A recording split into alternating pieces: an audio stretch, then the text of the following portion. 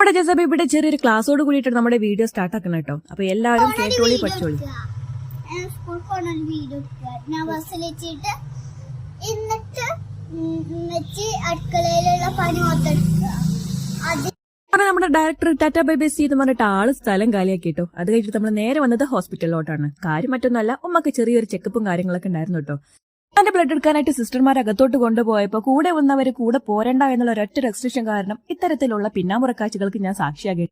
Blood കൊണ്ടുപോയിട്ട് ഏകദേശം 1 മണിക്കൂർ കഴിഞ്ഞിട്ടോ.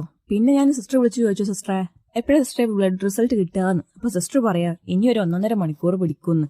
പിന്നെ ഒന്നും നോക്കിയില്ല, കയ്യിലുള്ള ഫോൺ എടുത്ത് നേരെ അളിയനെ വിളിച്ചു. അളിയൻ പറഞ്ഞു ഒരു ചായ വാങ്ങി തരാ പോരുന്ന്.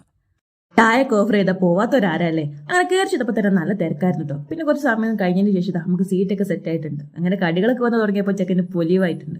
ഞാനും ചെക്കന് ജ്യൂസാണ് കേട്ടോ ഓർഡർ ആക്കിയത്. ചെക്കന് എന്റേത് കിട്ടേ കൊള്ളായിരുന്നുണ്ടായിരുന്നു, പക്ഷെ നമ്മൾ വീഡിയോ അങ്ങനത്തെ കഴിഞ്ഞാൽ നമ്മൾ നേരെ തിരിച്ചു കേട്ടോ. പോരുന്ന വഴിക്കായിരുന്നു ആരും സാഡ് ആക്കിയിട്ടുള്ള ആ ഒരു കാര്യം ഞങ്ങൾ ഷെയർ ചെയ്തത്. കാര്യം മറ്റൊന്നല്ല, നമ്മുടെ ചിക്കൻ പോക്കറ്റ് ഷവർമയിൽ ചിക്കൻ മിസ്സിംഗ് ആയിരുന്നോ എന്നൊരു സംശയം.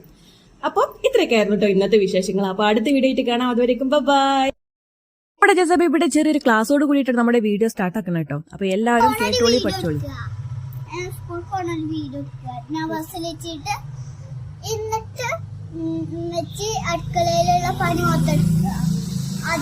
അപ്പൊ നമ്മുടെ director Tata bye bye C എന്ന് പറഞ്ഞിട്ട് ആള് സ്ഥലം കാലിയാക്കി കേട്ടോ. അത് കഴിഞ്ഞിട്ട് നമ്മൾ നേരെ വന്നത് ഹോസ്പിറ്റലിലോട്ടാണ്. കാര്യം മറ്റൊന്നല്ല, ഉമ്മക്ക് ചെറിയൊരു ചെക്കപ്പും കാര്യങ്ങളൊക്കെ ഉണ്ടായിരുന്നു കേട്ടോ.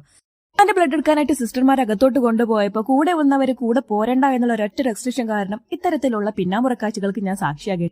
ബ്ലഡ് കൊണ്ടുപോയിട്ട് ഏകദേശം 1 മണിക്കൂർ കഴിഞ്ഞിട്ടോ. പിന്നെ ഞാൻ സിസ്റ്റർ വിളിച്ചു ചോദിച്ചു, സിസ്റ്ററെ എപ്പോഴും സിസ്റ്ററെ ബ്ലഡ് റിസൾട്ട് കിട്ടുകയെന്ന്. അപ്പൊ സിസ്റ്റർ പറയാ ഇനി ഒരു 1.5 മണിക്കൂർ പിടിക്കുമെന്ന്.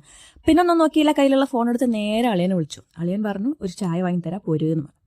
ചായക്ക് ഓഫർ ചെയ്താൽ പോവാത്തൊരാരല്ലേ. അങ്ങനെ കയറി ചെയ്തപ്പോൾ തന്നെ നല്ല തിരക്കായിരുന്നു കേട്ടോ. പിന്നെ കുറച്ച് സമയം കഴിഞ്ഞതിന് ശേഷം നമുക്ക് സീറ്റൊക്കെ സെറ്റ് ആയിട്ടുണ്ട്. അങ്ങനെ കടികളൊക്കെ വന്ന് തുടങ്ങിയപ്പോൾ ചെക്കന് പൊലിവായിട്ടുണ്ട്.